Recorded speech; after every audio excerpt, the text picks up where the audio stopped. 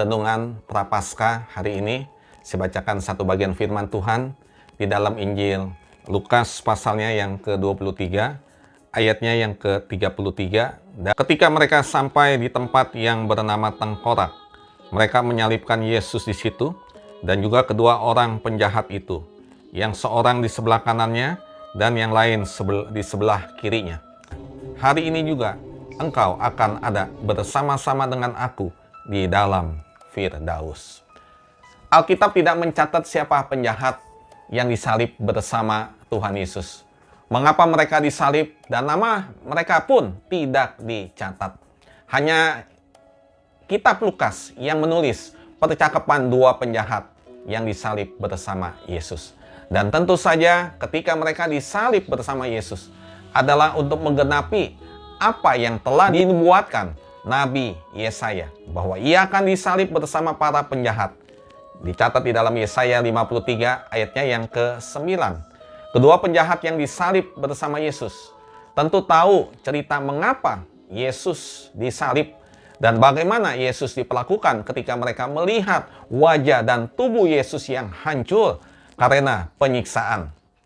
Mereka tentu menyaksikan bagaimana Yesus diolok-olok dan dihina di atas kayu salib. Tapi berbeda pada kedua penjahat ini. Penjahat yang satu ikut mengolok-olok, sedangkan penjahat yang satunya justru membela Yesus.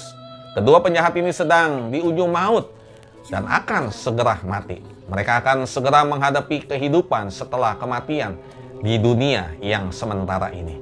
Tapi lihatlah bagaimana mereka mempersiapkan diri menghadapi kehidupan setelah kematian mereka. Penjahat yang satu ikut menghujat dan mengolok-olok Tuhan Yesus tanpa menyadari hanya Tuhan Yesus yang dapat menyelamatkannya dari kematian yang kekal yang akan segera dihadapinya. Olokan dan hinaan yang akan membawanya memasuki kematian kekal. Tetapi penjahat yang satunya lagi menyadari hanya Yesus yang dapat menyelamatkan dirinya dari kematian kekal. Sehingga ia berkata, "Yesus, ingatlah akan aku."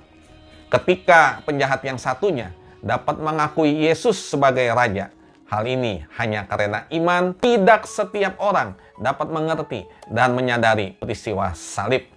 Bahkan ketika sudah diperlihatkan di depan mata mereka dan sudah berada di ujung maut sekalipun, hanya anugerah yang membuat kita dapat mengerti peristiwa salib. Dapat mengerti Yesus disalib karena kasih-Nya kepada manusia berdosa, kepada kita semua. Tuhan Yesus memberkati.